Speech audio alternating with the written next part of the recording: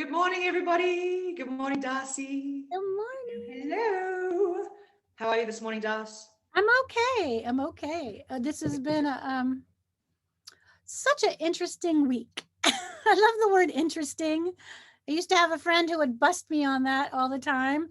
You always say interesting. Well, it's better than saying other things. So Yeah, at least I like open saying the word to interesting. possibilities, at least. Yeah, keeps me positive. Everyone, hi. Welcome to Awaken Positive Power. Um, we are doing a discussion today. We've decided to move on. We had our introductions, and we're going to be discussing, we think for the next 4 weeks or so, just introducing the topic of depression, mental illness, and suicide. Just before I do go on, guys, I do have to do a disclaimer because we are talking about such sensitive subjects. So allow me to just look at my phone because I don't know it off the top of my head. As you know, we're very relaxed here. So just, see, okay. I can't see either because I'm blind. And yay! All right. So content of this YouTube channel. I'll borrow hers. So, okay, serious, guys. Okay, Darcy, seriously. The content of this YouTube channel is provided for informational purposes only, and it is not intended to constitute medical or therapeutic services. You should not rely upon any information contained on this YouTube channel for medical or counselling advice. This YouTube channel is provided as is and does not represent that any outcome or result viewing of this channel. Your use viewing of this YouTube channel is at your own risk. You enjoy this YouTube channel and its contents only for personal and non-commercial purposes. Neither Jemima Godsall from Awaken Positive Power nor Darcy Marta or anyone else acting on their behalf will be liable under any circumstances for damages of any kind. Thank you. Dun, dun. Okay, I know all that stuff. It is kind of makes it heavy, so don't be dissuaded, guys. You know, we are just we're on your same page, and that's why we're here to talk to you.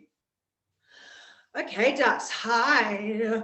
Do I have to do any of the disclaimers? Let me think. Oh yes, if you do have anyone you know for depression or suicide, please ring the 1-800-suicide hotline immediately. Even if you're not quite sure, it is there. Yeah, it is there for those purposes. And even if you just need to talk to someone, it's one of the best hotlines you could ever get to if you're feeling lonely or scared or just in doubt, or if you know of anyone who feels like that. Don't be afraid to call. It's all anonymous if you'd like it to be, or it could be completely, you can name yourself. So you have the options there, guys. Really important you know that. You're never alone. You are never alone. And Darcy and I are here for you too, so you can come and press on YouTube and remember that. Okay, whew. I'm feeling kind of heavy, Darcy. This conversation. I get it. You said you were feeling very emotional for the last 3 days, right? Yes. Yes, so have I. I've been feeling really emotional. Yeah. And so, I had an accident in 2018 where I shattered my ankle, and then I was in a cast for 6 months and out of work and on disability until I could walk again, get out of my cast and all this kind of crap. And then I also fell on my, I fell on my right side, but all the focus has been on my ankle. And so, I have really sore neck and shoulders and my back. It's getting kind of worse. So it's hard to sleep a lot. And so I go to the chiropractor yesterday, my old chiropractor. I haven't seen them since like 2016 or something. And he's lovely. He's a really, chiropractors have a tendency to be very um, compassionate. He's a Definitely. very compassionate human being. I love this doctor. I go and I see him, and as I started explaining to him, because I haven't seen him since long before the accident, by accident, felt myself getting very emotional, getting very, very emotional inside. You know, I think after having been an actress for so long, I'm really good at controlling my feelings. Yeah. I can feel when they come to the surface, and I have a really good way of holding it right there. Mm-hmm. And then when I get What we were someone, trained to do, weren't we? yeah, and then you act on the word. So when you get that moment, then you can let it go, acting on the word, that kind of thing. So I've really learned how to do that as a person too. Emotions will come up and I can feel them, I can recognize them, I can hold on to them, and then but that's the important thing. I acknowledge them. And then once I get through the work, I get in the car, and then I can let them go, express them. You know, and on the chiropractic table, I can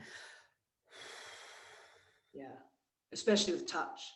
I can breathe deeply. So when they're adjusting me, I know how to relax my body. And as you relax your body, you also relax your emotions. That deep breathing. Right. So yes, I'm right there with you, Jemima. And so I had this whole revelation about that. I realized, I haven't processed. I haven't emotionally processed the ankle break in 2018, the job loss in 2019. I lost part of my job because of my ankle break. I had to realign myself. My finances got quite cut way back.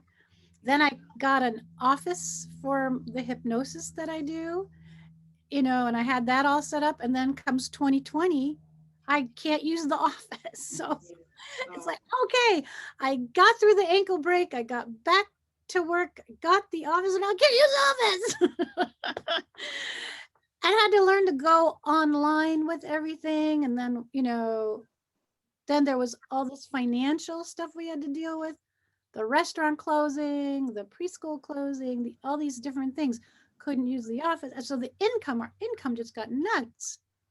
So we had to sell the house, start over, and then we're renting. And then my son has to come back from college and he's depressed because he has to stop and start all over again. And while I'm moving, it was just a disaster. It was a mess. And I didn't realize until I went to the chiropractor, right? Realigning myself, how much I didn't get an opportunity to truly let all that feeling go. Yeah. Intellectually, I did because I meditate every day, I breathe every day, but emotionally, I really needed to express those feelings. And I'm always that strong person, strong for my son, strong for my job, strong for my household, you know. So yeah, I realized, wow, I'm carrying around. Why are we feeling this now? You're asking. I think it's the shift. I think it's the planetary shift. I think it's the new luminaries. I think there's new things going on, and I think we're really releasing our attachment to past events as we move forward into spring. Beautiful. Yeah, I have heard too with the people who are awakening that this shift is profound and kind of unexplained for us as in the three-dimensional world. We kind of feel like I just came on Zoom with Darcy just before and said, you know, I'm feeling so out of whack, like I have no idea, is there anything with the planets and but I think that's the whole thing we can't quite understand, because I mean I've done so much self-healing type thing, but it's triggered all this stuff where I'm going, have I done anything, or what's going on? And really confusing and kind of a little bit see, I'm about to cry now, guys. I'm really emotional, so but just feeling like unsure and yes, and just yeah, unsure about what I'm processing, what I'm meant to be processing, how I'm meant to be processing it, and am I fooling myself? Like that's what I was really worried about last night. I sort of I've been teary for 3 days, and I just burst into tears thinking, have I fooled myself with my own recovery? Have I joked? Have I just, is it all in my head, as you were saying, but I haven't actually honored my emotions to it because I was so busy healing and getting it done, fixed it. Never done, sorry guys, that was the very wrong word to choose because the recovery is never done. But do you know what I mean? That process of feeling like I was able to not pick up and use again. You know, it's I don't want to be my own fool, you know what I mean? I don't want to be tricking myself into something that will make me go into a deep depression because I'm not actually healing. Well, I have to tell you, Jemima, I think I think that you're in a place that a lot of people get into, is the conscious mind starts jumping in and wants to suss everything out intellectually. Mm-hmm. This goes here, I need to see these results. This goes there, I need to see those results. This goes there, I need to see those results. This goes there, I need to see those results. The heart doesn't work that way, and the subconscious mind doesn't work that way, right? So one is you can always trust your heart that you're moving in the right direction if what you're doing gives you joy. So when you're doing something that gives you joy and you feel enthusiastic about it and it feels right, you can trust that feeling, right? Yeah. All decisions in life need to be made from enthusiasm, right? They need to come from love, enthusiasm, and excitement. If your decisions are coming from desperation and fear, then you know you're on the wrong path. Oh, I got to do this now because otherwise everything's going to fall apart and I'm a mess and I need money. You probably need to step back from that. Can I ask a question? Yeah, yeah. So in regards to that, yeah, that makes complete sense, because, but now I'm a little bit more confused, because just say when I left, check out my Facebook page, guys, for my story, because it's too long to say right now. I'll get into it one day. I'll get into it one day, but right now, when I went and had my dark night of the soul, my healing, my heart was desperate to heal, because I knew that I had to quickly change because I was about to die. It was desperate. There was no joy in it. There was no, initially, it was anxiety and fear and just desperation to change. Is that maybe why I feel that confused, that I haven't healed? I think again, you're confusing states of mind with feeling. Yeah, but my feeling was not good. Right. Your feeling was not good, but somewhere in your heart, you said, I need to live. And saying, I need to live, inside of that, you know that life brings you joy. Inside of that, you might be feeling desperate and fearful and, crawling your way for those feelings. But you know that you need to live is what's pulling you through. And if that was a bad choice, living for you, you wouldn't have made it. But you said to yourself, I need to live. And inside of that idea is beauty and is the right path. And your subconscious knows it. Your conscious mind, Yeah. I don't believe, can understand it when it's so caught up in all those big feelings. Those are such big feelings, it's all going to turn into a big feeling soup. And it just keeps stirring around and stirring around, stirring around. The conscious mind just keeps eating that soup. I feel this, I feel that, I feel this. But underneath in your subconscious, where your power lies, it says, I need to live. And you agreed. You agreed. So that it was setting you on that right path. Your But heart maybe knows. sorry, Darcy. Maybe that's where I'm a bit confused, because yes, my soul, obviously, because guys, with my attempted suicide at the end of 2019, I think if you've seen the previous recordings, I said my cat saved me, bless. And I do believe that still is the case. And I'm still, please, I don't want to discourage anyone, but I really don't know how I'm here, because it wasn't really my choice. Maybe that's where I'm confused, because my soul obviously knew that I'm meant to go on, but my ego is still going, why are you here? Well, that's the conscious mind trying to suss everything out. So again, confusion is a state of mind. Yeah. That's a state of mind. And that tells you that your conscious mind is trying to see things A, B, C, D, right?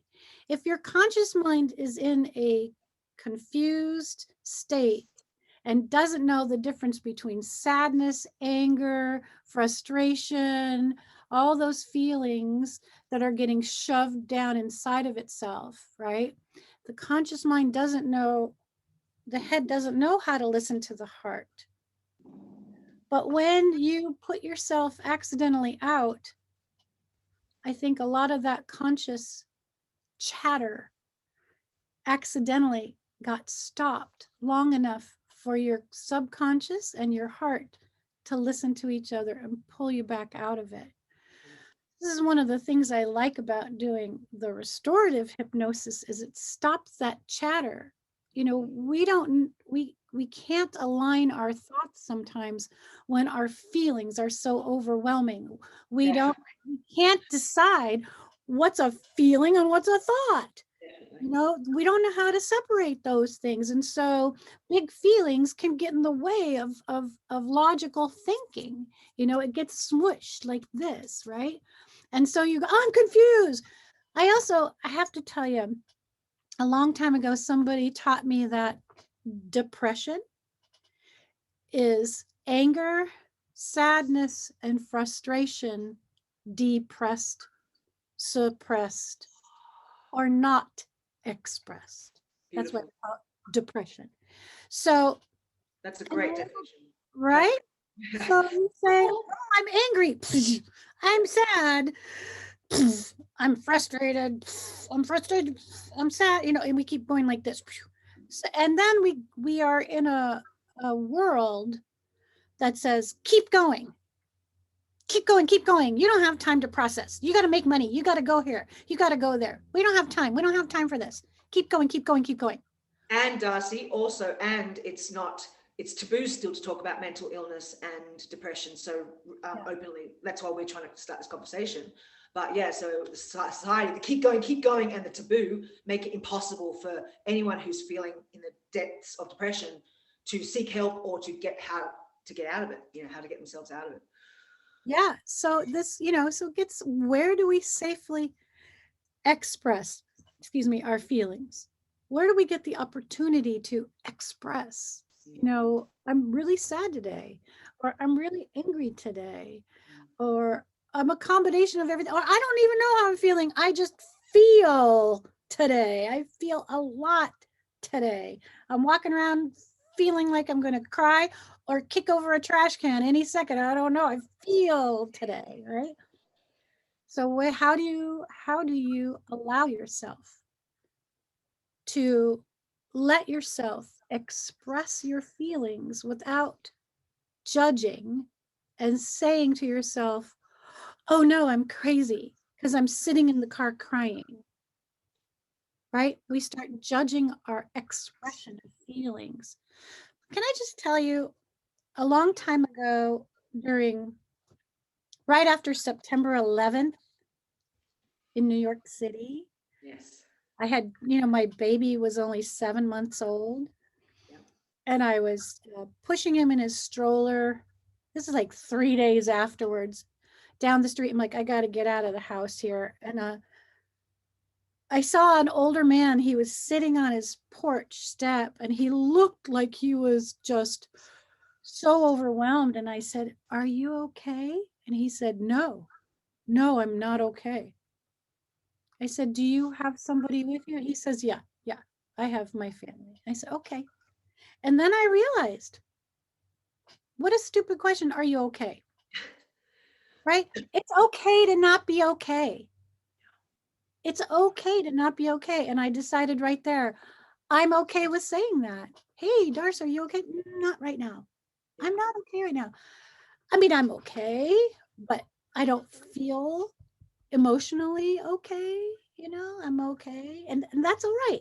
Yeah, that's so funny you bring that up, because yesterday I was on the phone to an old friend who I haven't spoken to for a while since I've come out of my hibernation. Yay! We got back in contact. 21 years we've known each other. Anyway, Yeah. and her mother passed when I was missing. And I felt so bad I couldn't have supported her. So I was able to say, I'm so sorry for your loss. And she goes, you know, that's not okay. It's not okay. It's horrible. And I was like, can I do it? Yeah, you know, I'm so sick of saying to people, thank you.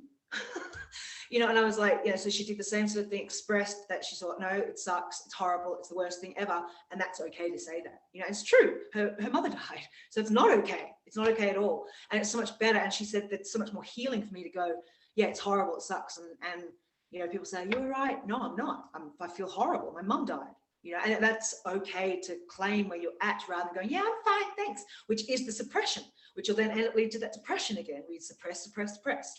So yeah, it's interesting that and it's, you know, it's hard to find the time to, when is it appropriate to be truthful about it. You know, Like if I'm at work and a colleague says to me, "Are you okay?"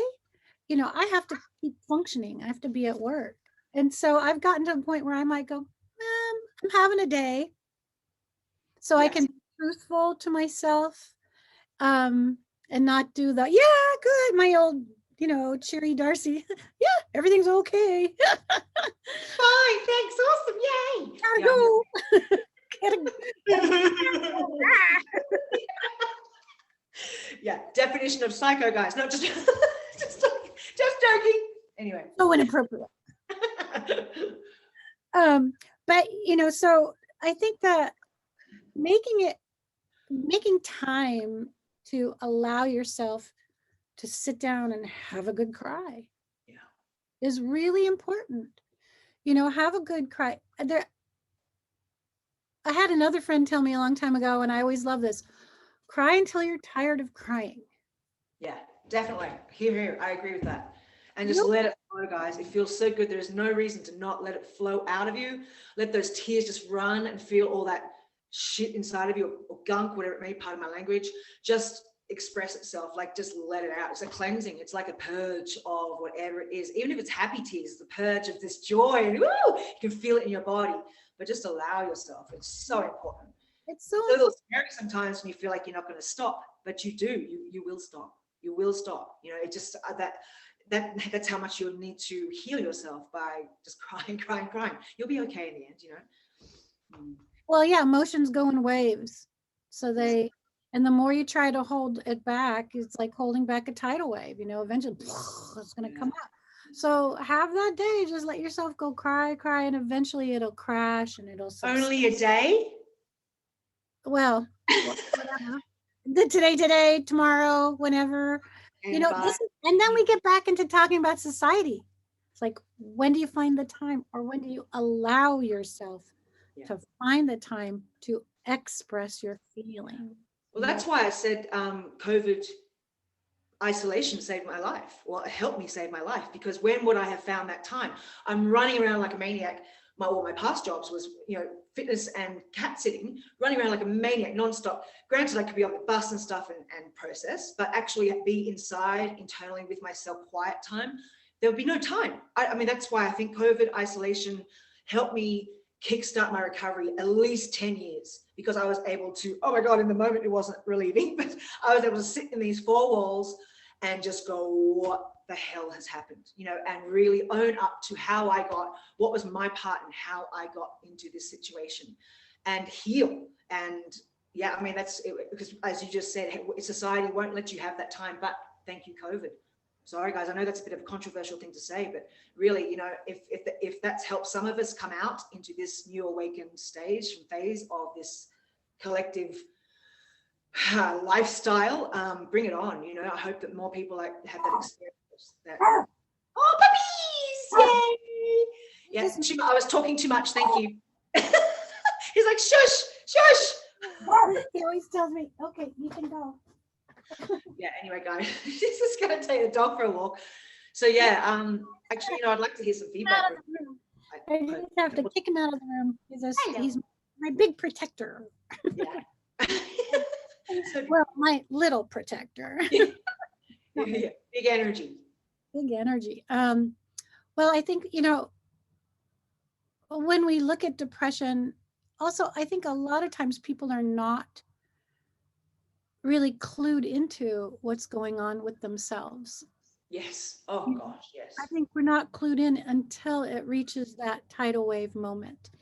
And I think that, the whole pandemic of making people stay home, and I think, and really limiting their ability for distraction, as in, I'm feeling sad, I think I'll go shopping.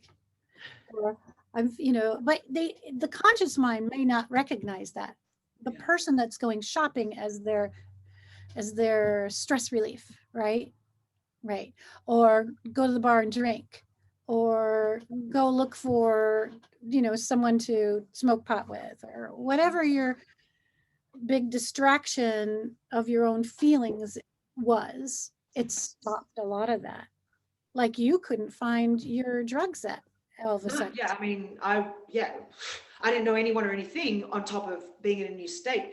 But then look, I was completely isolated. I couldn't even ring anyone in the neighbor and say, hey, dude, or wave from the window. I didn't know Right. anyone. So it was Right. forced. This is the white walls today, guys. I was like, I was like in a white cell and in four walls and going, bam, bam, going crazy. And I thought I was going crazy, thought I was losing it. The darkest moments, I did cry and wailed. I don't know, it felt like 72 hours, like constantly. And then I'd have like a day off and then I'd wail and wail. And I mean, my poor neighbors, but they were really quite sweet. But it was just, it was, I hope a lot of people had that, but it was just crazy time. Crazy. So I've just got distracted. I'm just like feeling it again. I'm really, it's triggering all this stuff in me and it's not comfortable. It's so raw still. It's such a raw feeling. And now that I'm sober too, and then I'm still recovering, like as in still getting out my early recovery eyes and feelings. But now I'm really fully recovered in terms of my body has let go of all the drugs. I am fit as a fiddle. I'm working well in your body, mentally, spiritually, physically. But I'm feeling all these triggers and going, did I fool myself? Or do I have to do all of this again? You know what? Part of what you were doing was avoiding your feelings for so long. Yeah. I mean, that's really what smoking, drugs, overdoing it at the gym, overworking at your job, alcohol. Like we do these things to separate ourselves from our feelings and from ourselves. Definitely. I go to work and then I go to the gym and then I go to the bar and then I fling myself in bed and then I wonder why I have sleep issues, right? We're not spending time with ourselves. We barely spent time with our families. All of a sudden families were home and they're like, wow, I have 3 kids. Yeah, it's like, oh my God, do I like my... What am I gonna do today? You know, and right, they're not at school. No one else is taking care of them. Now they're back at home. And I think that our society was so much spinning out of control that we weren't taking time with ourselves to feel. But I think most of the time we're not. Our feelings are often dismissed. And we do that with our language, you know, like if a boy gets hurt or he misses the baseball and he wants to cry, oh, cry baby, right? We call people names, right? So that still happen? Oh yeah. Oh yeah. Sure, it's it changed. So I mean, I don't mean to sound naive, but it's changed in pockets. Definitely, there are pockets. I think this new generation of younger people, you know, high school, my son's age, he's in college right now. I think they are much more compassionate with each other towards feelings and identity and much more forgiving and understanding about how they're processing and their identity, etc. But there are pockets that are unforgiving still, you know. It's time to change that, people, to spread the word. Yes. Yeah. Love and openness and owning your emotions. We're going to fly ahead as a collective planet, you know, as a people. Off to the 5D we go. I'm excited. If you think I'm a little crazy, that's okay. Look it on the internet. Look up 5D and 3D on the internet if you don't know about it. Okay. But I think, you know, it's okay that you're having these big feelings. For a long time, I think that's what you were using your drugs for, was to avoid your feelings. And when you avoid your feelings, then of course you get off path because you don't know what you truly feel about what you're doing. You know, it kind of feels like, Darcy, like initially I was feeling like 6 steps forward, 1 step back. And then the last 2 weeks, actually, or maybe a week and a half, doesn't really matter anyway, sorry. It's been like, I feel like I'm 6 steps back, 1 step forward. And I don't quite understand why, because I'm thinking I'm in the most beautiful environment. Not this, guys. Outside is the desert, and I am so blessed with my environment. I'm so blessed with what I do. I'm actually doing everything I love. I'm a Pilates instructor, yoga and boot camp online. I have amazing clients. I'm doing this with you, Darcy, doing this dream thing that just makes me so excited. Yeah. So what is going on? And then it makes me feel so so vulnerable in my state of healing that unsure, that word unsure keeps coming up, unsure. And it's, you know what, it scares me a little because Right. I haven't felt like this raw since then. And that's what scares me. Am I strong enough? Am I still strong enough? You know, and I don't have Spaz, my cat who saved me. And it makes me really scared. Sorry, it makes me really scared. Well, I'm glad you're letting your feelings come through, Jemima. And that's what this is all about. And of course you're strong enough because you just said it. Am I strong enough? Absolutely. That answers your own question. If you're even considering whether you are, then you are. Yeah, You true. are. You're absolutely. I also think my head or my heart though. What is feeling? I don't get it. But that's, I want my mind to stop. My ego is so freaking loud. right. Well, that's why we do the meditation that we do. That's why we do our deep trance hypnosis, restorative hypnosis, because when these big feelings come up, the mind wants to go A, B, C. This is because of this. This is because of this. This is because of this. And then we want to have all these reasons and put things in places. And, you know, we don't always need reasons for everything. You know, you feel big feelings today. Great. You know, that's what makes you human. Wonderful. That's what makes you compassionate towards others. Thank God you have big feelings. Thank God. Because your big feelings for you, when they surface, means that you can recognize big feelings in others. And that's what makes you a compassionate human being. So own your feelings, bless your feelings, and be grateful for your feelings. Yeah. Even when they're uncomfortable, even when they feel terrible, say, I'm so lucky that I can feel. That I can feel because that makes me human. And when I own my feelings and honor my feelings, then I can recognize them in other people and I can help other people process them as well. You know, and I won't escape my feelings. I can also channel them. I mean, anger is a wonderful energy when it's channeled properly because it talks to you about change. But in there, can I say that in my Pilates classes in the mornings, I talk a lot, as I'm sure you know about. Okay, enough said. But so I say, if I'm annoying you with my chatter, use that energy because annoyance, frustration is the most powerful energy. And if you can focus in on using that on your body, wow, your muscle work is going to like be increased tenfold rather than darting daggers at the camera, which I don't care. Yeah, I'll still blab on, but you know, exactly. So it's the same sort of thing, like transferring that energy and using it constructively for your own benefit, you know? Yeah, when you're angry about something, you say, that needs to change. Yeah. I don't like what's happening in our government, or I don't like what's happening in my family, or I don't like what's happening with my body. Well, okay, great, good. I'm glad you're angry about it. Now, are you going to live with it and hold on to it, or are you going to do something about it? Yeah. I'm going to do something about it. Boom, boom. Anger is a motivator. It's a motivating energy when you can focus it properly. Anger is not bad. It's what you do with it that can be bad. Yeah. You can use that energy from anger to make positive change for yourself and to move positively forward, right? That's the same thing with sadness and grief. It leads you into compassion. It means that you experience love. You know, when you are grieving for loss, or when you are grieving for yourself, or when you're sad, that means that you can really truly experience the sadness, the love, the grief of the world, and you can connect to that higher understanding. You know, you can really embrace that sadness and says, oh, the next step with this sadness is compassion. So can I ask you a question, Darcy? Yeah. It may be a loaded one, it may be another conversation, but you know how I was confused between my ego and my feelings. And I said, but my ego is so abusive. And I think that's not just me. I think it's a lot, pretty much everyone.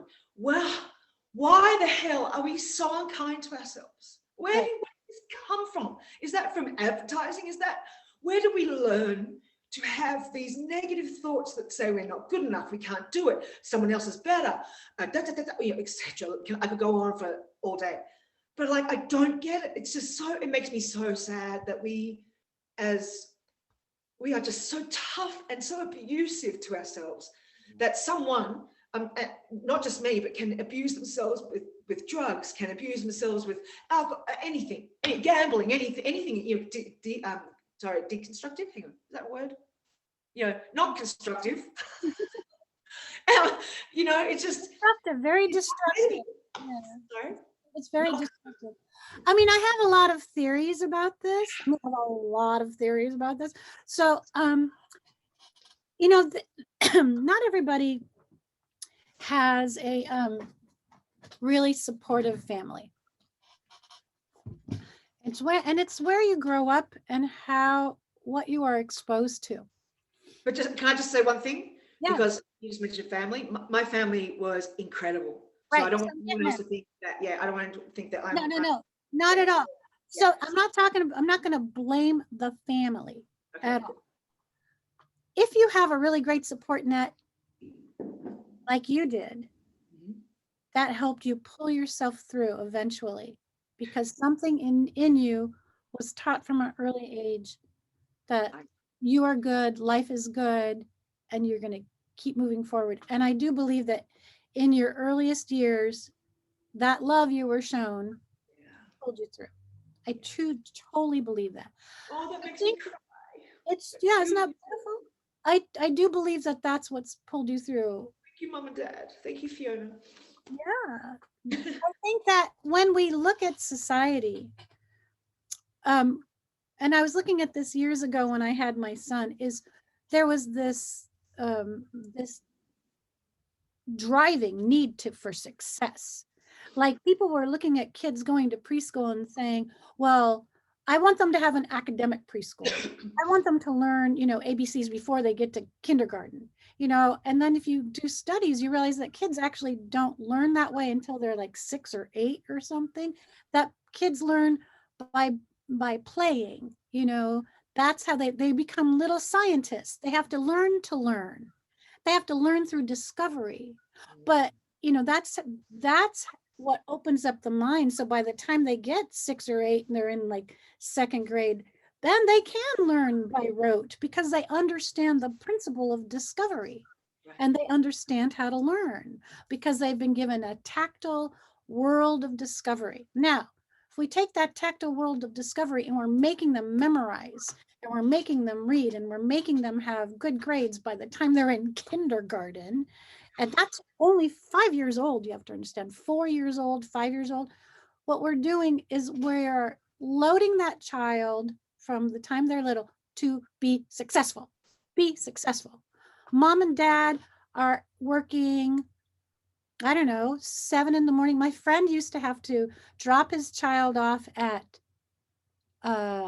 early morning care before school so he could get to work. He had an hour drive for work. And then she had to stay. She was at school from 7:30 until 6 o'clock. So many children were at school from 7:30 until 6 o'clock because their parents had these jobs where they had to be there and they had to be present, and that everything is about the job and how much you can succeed. And you have to plan for your kid to take an SAT at 8th grade, in middle school, because by the time they get to high school, they need to have SAT prep courses. And I didn't freaking know this because I come from a previous generation. I had my son when I was a bit older. And I was like, don't worry about it. Just go to school. He didn't get his SAT class until he was, end of his sophomore year, because his SAT has to happen as a junior. You're not even finished with high school yet, and you're taking these tests for college entrance exams. He was like, Mom, you fudge, you totally screwed this up because I didn't start soon enough, and my test scores are not going to reflect my ability. But I'm like, wow, okay. Gosh. What we're loading ourselves onto for success, and then we have a fast food nation still. We have to work, eat, go. Work, eat, go. Work, eat, go. And We want to see immediate results. You put this out on YouTube right now, you need to have 100,000 followers tomorrow. And that's going to show you're successful. And the pressure Yeah. to be Yeah. successful, the pressure to be something is enormous. And then we say, I'm not getting that today. Yeah. Am I a failure again? Yeah. No, everything takes time. Yeah. And you build it because you're doing what you love to do. That's what we're doing here.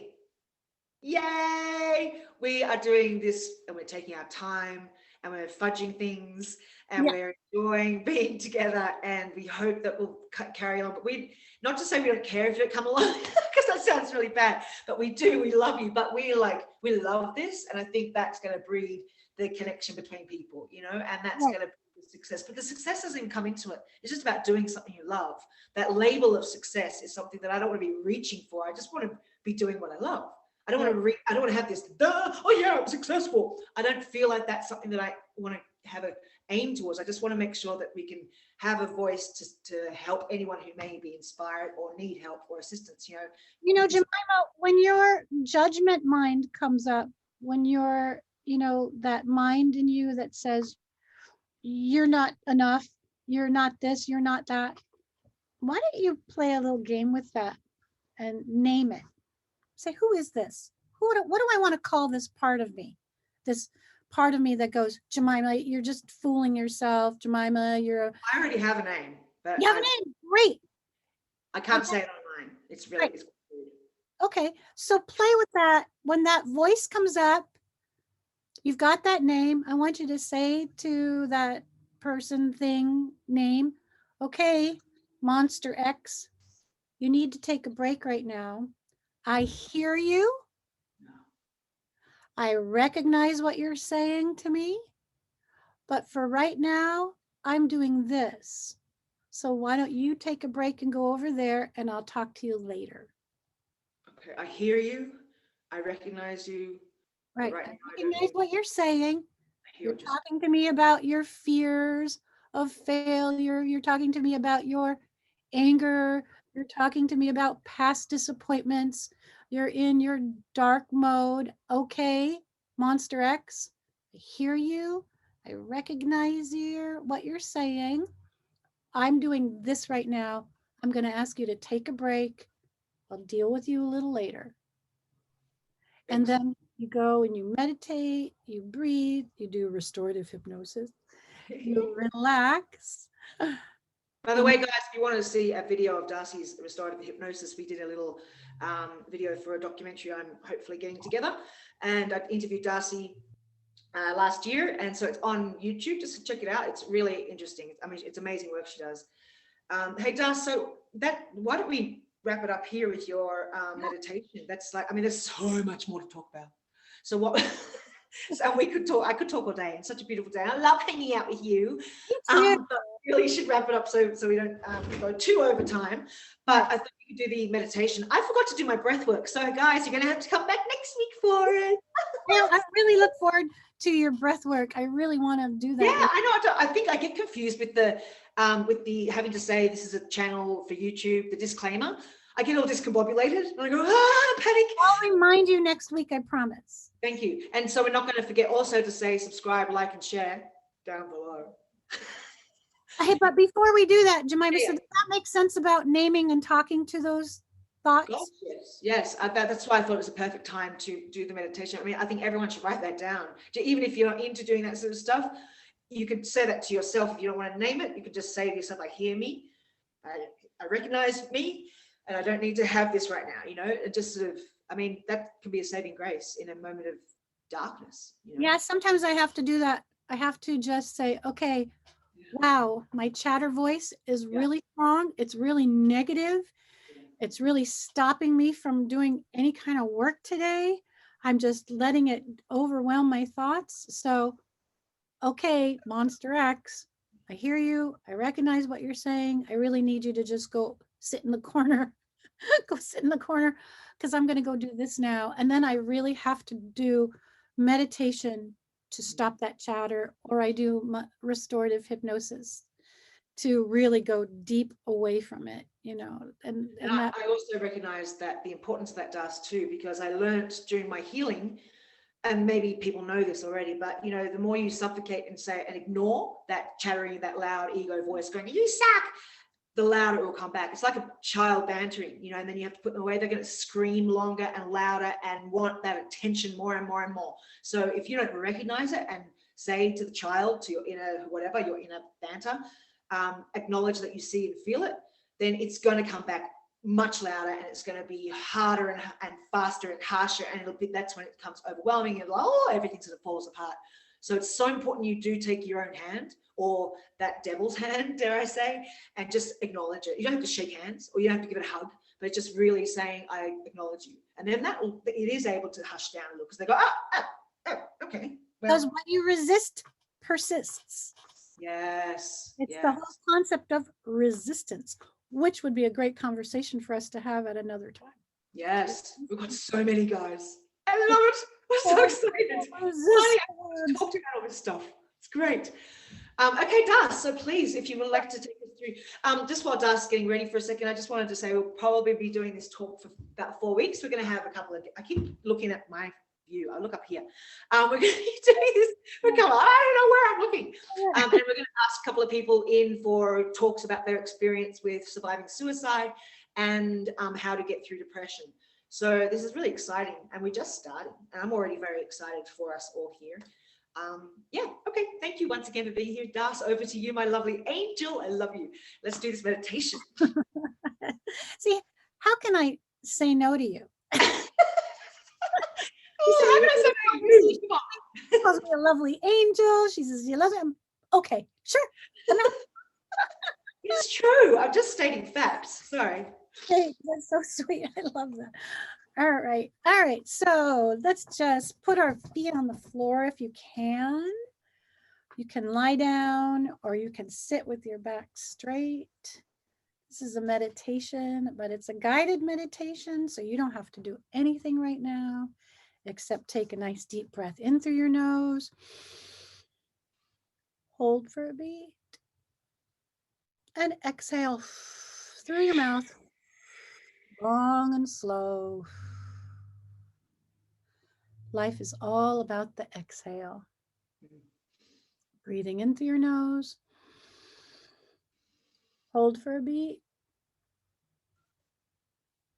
And exhale through your mouth, long and slow. And breathe easy for a moment.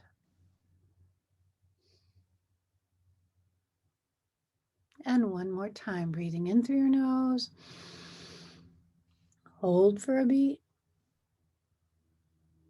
And exhale through your mouth, long and slow, feeling your body relax with that exhale. And just breathe easily for a moment. Feel how the body breathes easy.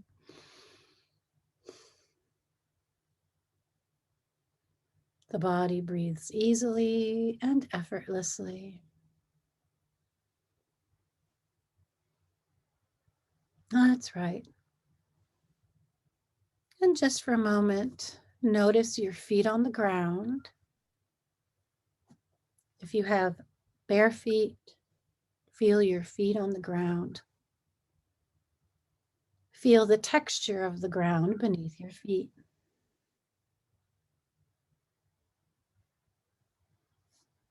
Feel your body sitting in the chair. Feel your body sitting on the floor or lying down. Just notice your body in contact with the chair, the floor. Breathing easily and effortlessly. Notice the temperature of the room on your exposed skin.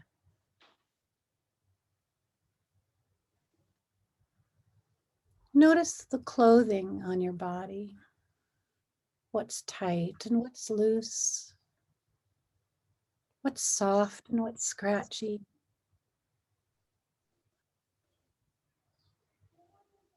Notice your jewelry or your glasses on your face. Take your glasses off if you've forgotten to. Notice your hair on your head, on your face.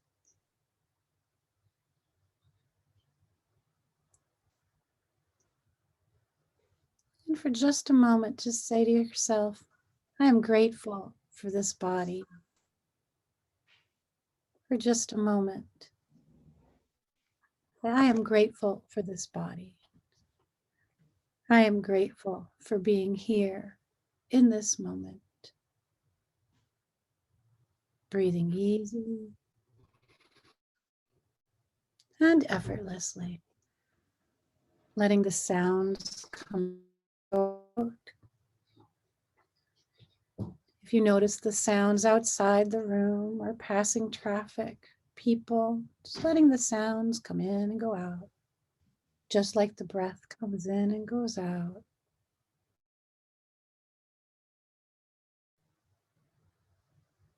And now, as you inhale, say the words,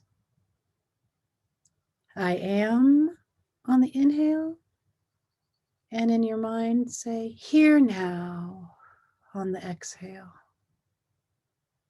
I am here now. I am here now. I am safe. I am safe. I am supported. I am supported. I am loved. I am loved. I am here now. I am safe. I am loved. I am okay. I am grateful.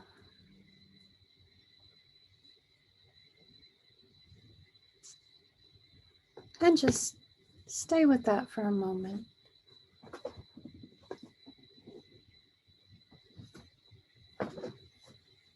Stay with that moment.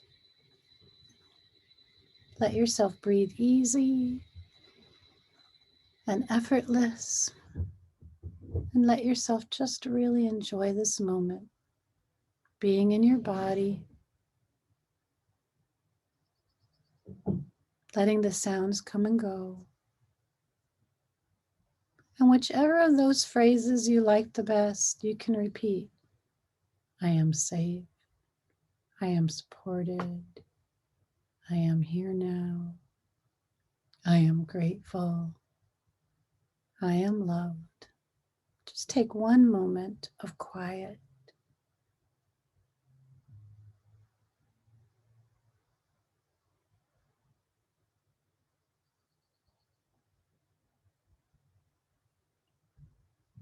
All right, I'm going to ring the bell 3 times, and by the end of the 3rd ring, we'll come back into the room, be present, refreshed, looking forward to a great weekend.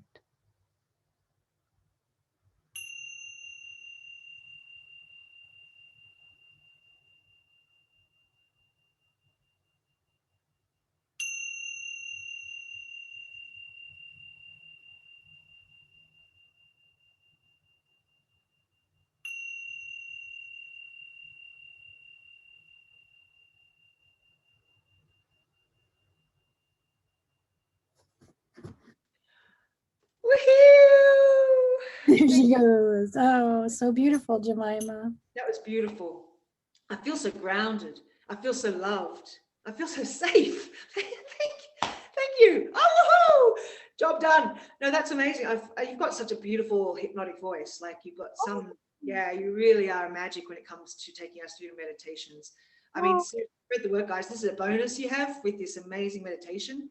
Like this is, I really feel you in my body. Your words land and stress releases, and I feel safe, grounded, and loved. I mean, what more could you ask for? Especially when we're talking about this sort of thing, guys. It's tough. It's an uncomfortable conversation, but we're trying to talk about it so it's not so uncomfortable anymore. Darcy, thank you. And even if it is comfortable, that's okay. Yeah, it may be uncomfortable your entire life. That's okay.